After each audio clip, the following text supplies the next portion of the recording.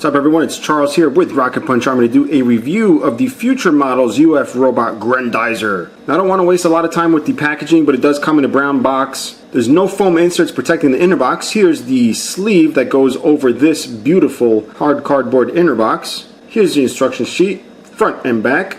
And here's the figure laid out in the styrofoam.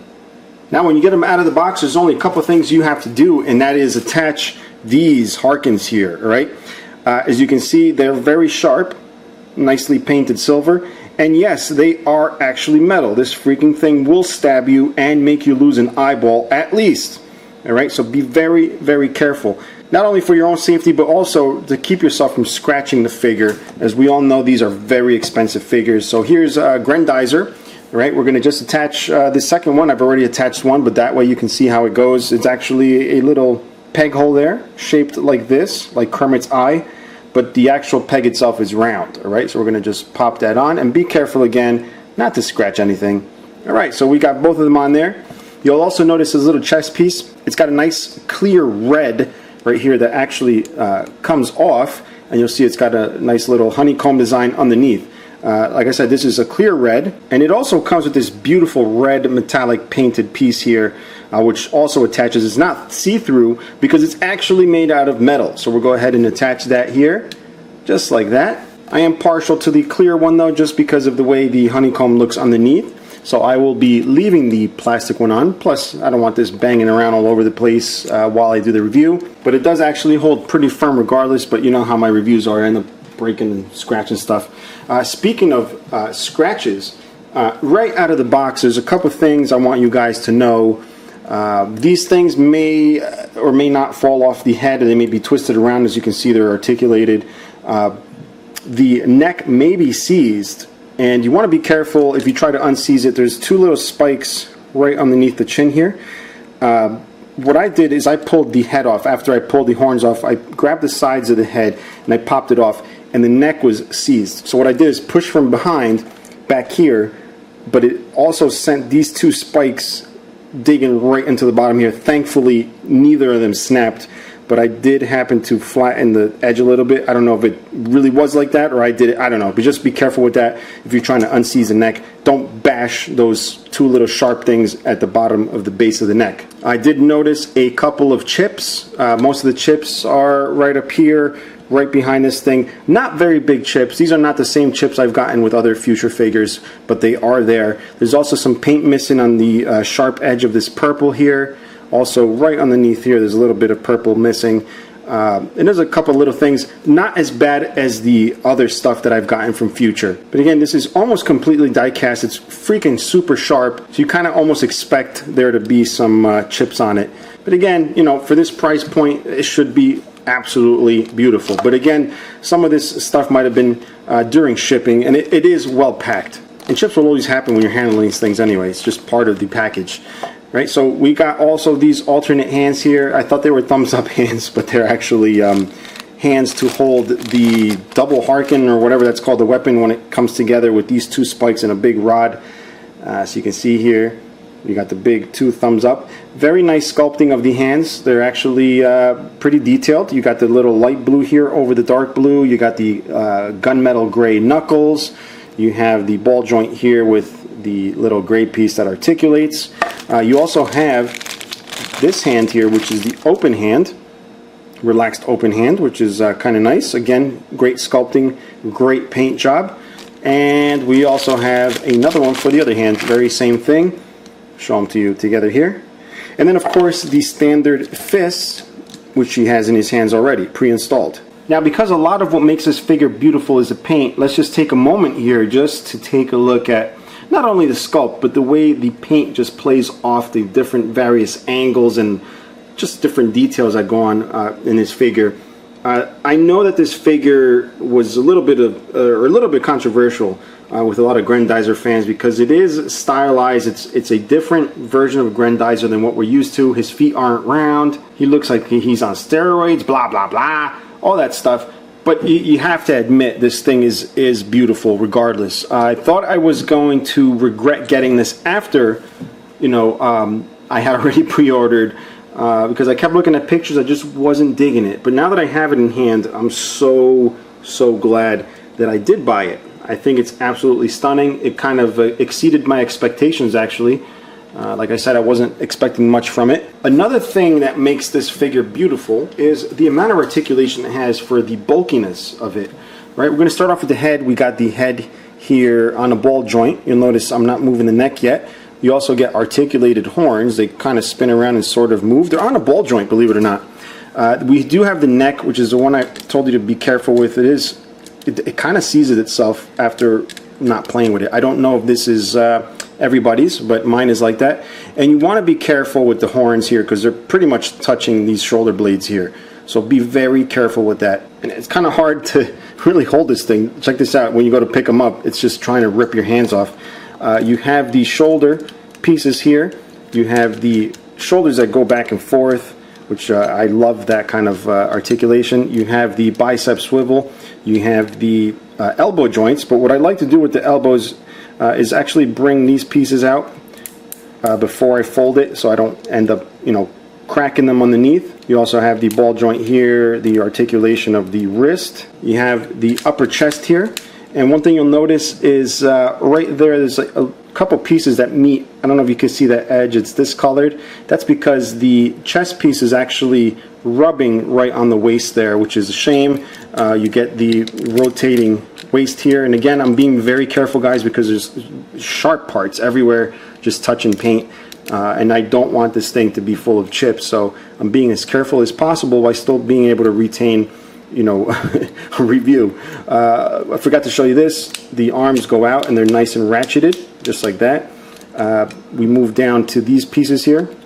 They come out to allow you to move the legs out. You'll notice they're attached with a little piece of plastic. You want to be careful not to overstress these. The legs go forward, I think. Wow, that's very, very tight. That creaking is not ratchets. It's actually literally that creaking. And I kind of do feel like, actually they are ratchets. They're just really small, teeny ratchets that sound like you're creaking and cracking it. You do have this swivel here, which is squeaking. That's definitely not a ratchet. That's just squeaking from how tight it is. We have the upper knee here. We also have the lower knee. So it's got the double jointed knee design there, which is a really cool touch there. If we move down to the ankle, we do have the feet here that move this way and the toe that moves here.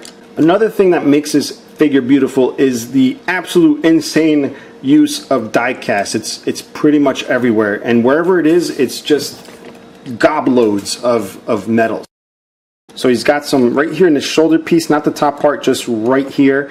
He's got the whole upper chest right here. You'll see it swinging around pretty much here. The shoulder blades here, the Harkens. You also have this crotch, his underwear, pretty much. The biceps here, the lower arms, the thighs themselves, the knees, the purple parts here, the lower legs, and the feet, except for the very bottom. And the way I know this is because I actually had to touch my tongue against the parts to find out which ones were cold. So yes, I was licking his crotch, and I hope my neighbors weren't looking through the windows, because that would be really weird. Now, one of the things that I thought was really cool with the other Fewture figures, like the Mazingers, was that you can take the faceplate off and there'd be like a skeleton version of the figure under there. This, unfortunately, does not have that. I was kind of expecting to pull that out and find a bunch of fang teeth or something. So it's a little bit of a shame. I have a feeling they're going to make another repaint of this, like they did with the Getters, with different faces, just to get you to buy another one of these. But what he does have, if we scroll down here, is this little chest piece area that opens up, and then this pushes down just a tad to show off like his power beam or whatever. It's got a little, I wish it lit up. It does look like the LED bulb is there, but it doesn't actually light up. But it's very nicely designed. I like all the details in there. The paint actually makes it look nice and weathered and gives it a little bit of depth. So let's take a look at some of the weapons here. You get the Harkens here. You get this piece here with the little white plug. Again, these are the same ones that go on these shoulders here. Metal, very sharp. And then you get a plastic base and handle here. All right, and you get 2 of those. So now you have 4 weapons of mass destruction in real life that you can go ahead and hopefully not really stab people in real life. But also have this, which is quite heavy because these ends, again, very sharp, also have die-cast metal pieces. The actual purple part here is made out of plastic. So normally these things would pop out of the shoulder and become these things. I'm not going to pop the ones out of the shoulder. I'm going to leave that alone because I'll probably either impale myself or scratch up the figure. So let's just leave them there. You guys get the idea. These come out. So you can do a couple of different things with them. You can attach these end pieces like so. All right, to make two separate ones like that. So now he has two weapons. And again, metal. All right, and again, metal. So he can use these two weapons individually, one in each hand. So I'll go ahead and show you what that looks like. Pop off both wrists here, and they actually pop off rather easily. I've usually had trouble popping stuff off of the Fewtures. And we're going to pop the other ones in. Let's move these things out of the way because I do foresee some stitches. All right, pop that there. Move these out of the way. And pop that right there. Alright, when you pop them into his hand, again, be careful with these blades here. You don't want to break them because you'll probably punch yourself. But you can bend them up, and now the figure is actually very heavy. And I noticed the ball joint didn't actually plop down just now with all that weight it's got there. Let's get this one up here. This ball joint's a little looser, but it will hold it up just like that. But again, he's very top heavy this way, but he will stay up. And I actually showed you one of these pieces. We're going to go ahead and attach these two weapons together, but let's just, let you take a look there. I apologize for him not fitting all on my screen. I do have a small review area. But yeah, we're going to go ahead and attach those things and make the one weapon. Alright, so get these two in this position. Grab this little connector piece, which is included. Pop it in. Pop the other one in. And you have a double harken, I believe that's called. And then you want to obviously attach it to his hands. Be very careful. Wow, this is very pointy. So we're going to go ahead and put that there. And then pop this one in here. And here is officially one of the most dangerous robots you can play with. And that title used to belong to the Shingetter by Aoshima. But this definitely has a lot more pointy bits. And it's a lot heavier. But check that out, guys. That is amazing. Now that's not all this set comes with. We get this bad boy right here. This is according to this, Dizer Double Spazer, which is not the actual Spaizer that he goes in, where he sticks out the front. But it's more like, I guess you can relate it to is really the Scrander on Mazinger Z. It's pretty similar. It's got this right here. It's got the wings that actually fold up and down and keep this, pointed straight. And it kind of looks very birdish because, check this out. Pop this out and you have a neck, and then you can bring these up just a tad this way and then level this off on the sides, and it's like a pterodactyl, right? And you can also bring them down like it's flapping its wings, and also level these out on the side just like that. Now there's a couple things. For some reason the paint is really crazy here, and also over here. I don't know what the guy was doing at the factory, but I'm used to this when it comes to Fewture. I'm used to paying exorbitant amounts of money for a figure and have defects on the paint. But there you are. And you'll notice it's got this little peg here which you can pop out with your nail. And an interesting thing, if we look at the instructions here, alright, there's actually a little plastic tab right here. It's taped on there. I don't know how easily you guys can see that, but there's a little baggie in here in the instruction book, a little piece of plastic that's meant to go in between the Spaizer and Grendizer's back. That's possible because these two pieces are metal, that this is there to protect the paint. How nice of Fewture to do that. Yeah, having said that, yeah, of course, this has some die-cast metal. Die-cast metal is this center piece here and the whole head piece here. So we're going to go ahead and get that little plastic piece, put it on here, and attach them to the back. Now, Grendizer has a little spring-loaded thing here, which actually goes in when you put the peg of the Spaizer. So we'll go ahead and put that in. Actually pushes right in. Alright, so it wasn't that bad to put on. You can see that the plastic piece is protecting the white finish and the black finish on Grendizer. And it looks awesome. Look at that on the back. This thing is heavy with that thing on the back and the weapons. And it's actually pretty solid. If you see, it's not flopping around. Again, you can also bring these up depending on where you want to put them. I could think it kind of looks good with it up. Now, if you want to display this guy and you're afraid of him toppling over, he does come with an included stand and also a little tiny thing to put the Spaizer on if you want to display it separately. Because I don't use a stand and because I read somewhere that the stand is a pain in the butt to put back in the box, I won't be taking it out for the review. Now, Grendizer also has an attack called a Screw Crusher Punch, which is very similar to Rocket Punch, which is how I named my channel, Rocket Punch Army. As a matter of fact, my next channel is probably going to be called Screw Crusher Punch Army, but that sounds a little weird. But anyway, what you do is to kind of recreate it, again, try and move things in a way that you're not going to scratch them up, which is very hard to do. Bring the hands forward. You know, as a matter of fact, I'm actually not going to go too crazy doing this, but for those of you that, okay, that sucked, that want to do this, you just put the blades forward, like so. I'll be very careful with these blades. The little hinges seem to be like just destined to snap off any moment. So let's not do that here. Alright, so bring these out. And normally what Grendizer would do is put his like forearms together and shoot them out, whatever he does for this weapon. And this thing would spin like a drill. Sorry about that. This thing would spin here like so that you can see that gives you the effect of spinning. It doesn't spin very freely, so don't think you're just going to, you know, spin it and have it keep going. It's just there. I don't know. I can't get away with doing this review if I don't show you guys what he looks like with other Fewture stuff. We have the repaint Mazinger. I think it's a repaint because it's got the blue thighs. And of course, Grendy himself in the middle. Now, Grendizer is actually the bulkiest of the three, even though this kind of looks a little bulkier, but trust me, this is definitely much bulkier. And then we got little Mazinger here, which at some point I thought was big. But let me show you guys. This is my first foray into Fewture a long time ago. Let's see if I remember where all this stuff is. I don't know if you can see a dot right there. That is a touch-up from the factory with paint that doesn't match and is not as shiny as the rest. It's a literal touch-up. And there's touch-ups, I can't find them, I don't remember where they are. But check this out. This is the funniest thing I've seen ever.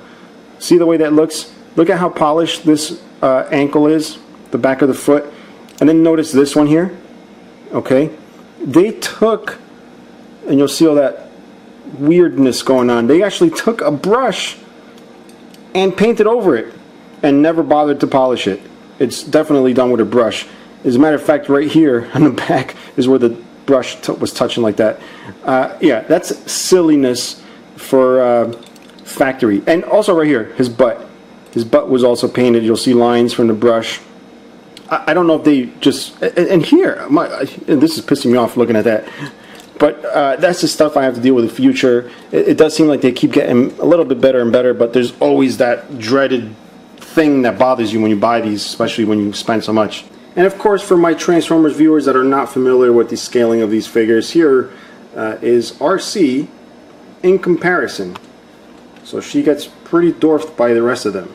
Alright, boys and girls and all the other creatures out there in outer space watching my video, we've come to the end. If you want to pick one of these up, you guys know where to go. It's a link in the description. It is a pricey figure, but it's very nice. I like. If you have any questions or comments, feel free to leave them in the comment section below. If you're enjoying the channel, please subscribe and like and share with your friends so I can bring you more. Until next time, bye-bye.